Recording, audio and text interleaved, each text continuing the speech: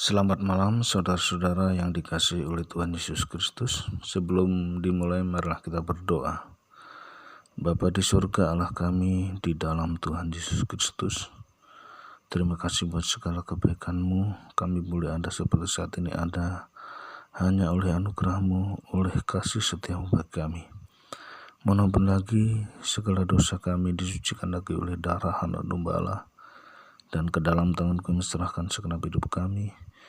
Biar Roh Kudus-Mu yang pimpin kami untuk berbicara, dan Roh Kudus-Mu juga yang pimpin mereka yang mendengar. Dalam hal ini biarlah nama Tuhan saja yang dimuliakan. Terima kasih Bapa. Di dalam nama Tuhan Yesus Kristus kami berdoa. Haleluya.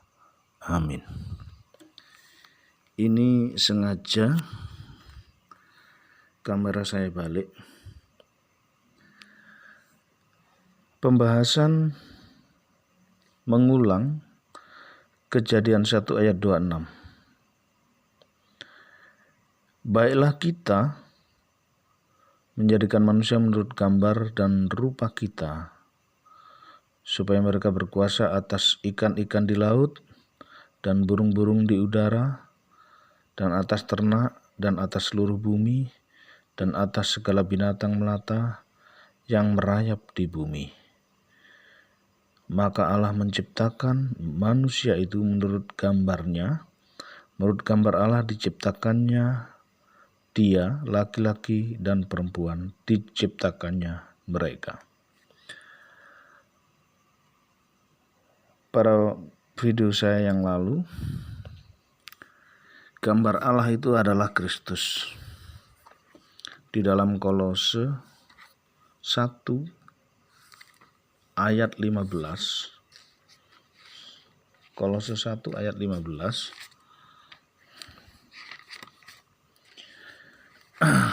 Judul perikop adalah keutamaan Kristus. Ia adalah gambar Allah yang tidak kelihatan. Jadi jelas, Kristus adalah gambar Allah yang tidak kelihatan. Allah yang tidak kelihatan adalah merujuk ke Bapa. Jadi Kristus adalah gambar Allah yang tidak kelihatan. Kita ini orang perjanjian baru sudah mengenal Bapa, Putra, Roh Kudus, Allah Tritunggal. Lah orang perjanjian lama ya tidak mengenal.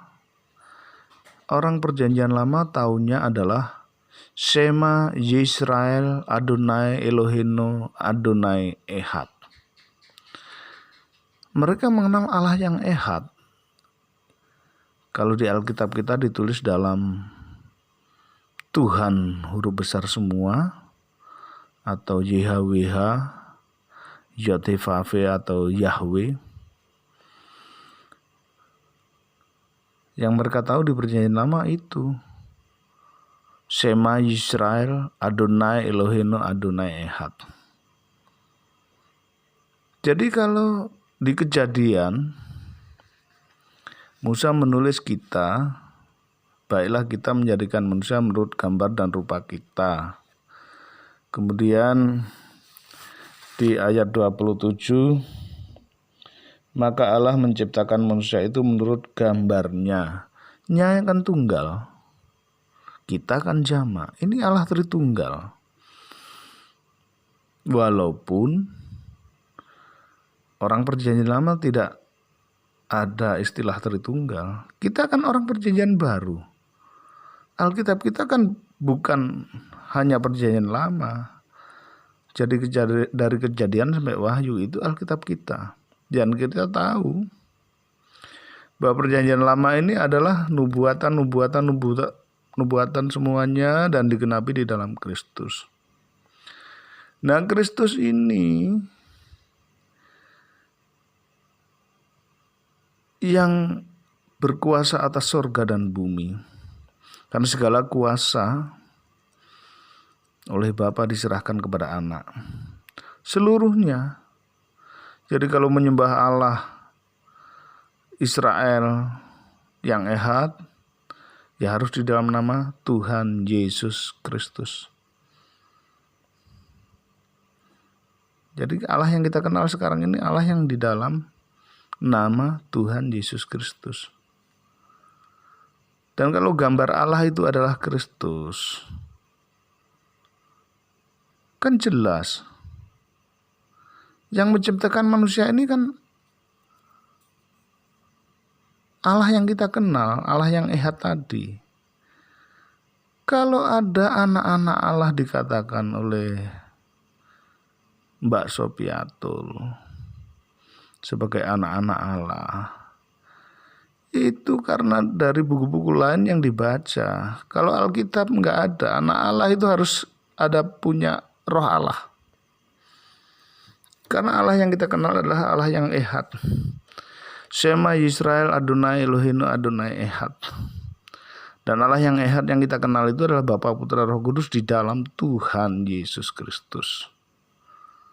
Kemudian ada sidang ilahi, ada Allah lain, ada istilah anak-anak Allah di sana. Itu sudah menyalahi kebenaran Alkitab. Sebab Kristuslah anak Allah, dan semua yang tergabung menjadi anggota tubuh Kristus, dialah anak Allah. Dan semua anak Allah dengan tanda punya roh Allah. Makanya si Kain bapaknya ditulis manusia, si Set bapaknya ditulis Adam. Itu hanya untuk menunjukkan bahwa bapaknya Kain itu manusia, bapaknya Set itu Adam. Untuk menunjukkan garis mesianik nanti disebut anak Allah. Jadi Adam, Set dan lain-lain semua itu anak Allah. Itu garis mesianik yang melahirkan Kristus. Nah, sedangkan Kain tidak ada garis mesianik, maka tidak disebut anak Allah. Jadi jelas ya, anak Allah itu siapa? Anak Allah itu jelas manusia yang punya roh Allah. Gak ada malaikat-malaikat atau dunia lain yang disebut anak-anak Allah seperti ucapan Sopiatul. Karena Sopiatul itu cuma bacaan yang lain di luar Alkitab.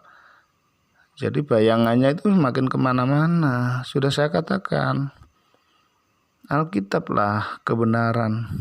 Dan Alkitab itu sudah sempurna dari Kejadian sampai Wahyu. Cocok dengan Imamat 24 ayat 5 dan 6. Jumlah Alkitab baru 66 kitab. Ya begitu ya. Kalau gambar Allah itu Kristus. Kemudian yang disebut kita itu kan jelas Allah Tritunggal. Allah yang ehad, Allah Israel, Allah yang ehad tadi. Orang perjanjian lama memang belum mengenal Tritunggal. Kita kan orang perjanjian baru. Jadi bisa mengartikan Alkitab lebih benar lagi daripada orang-orang perjanjian lama gitu loh. Ya gitu aja ya, terima kasih Roh Kudus yang menerangi kita untuk lebih mengerti, dan Tuhan Yesus Kristus memberkati.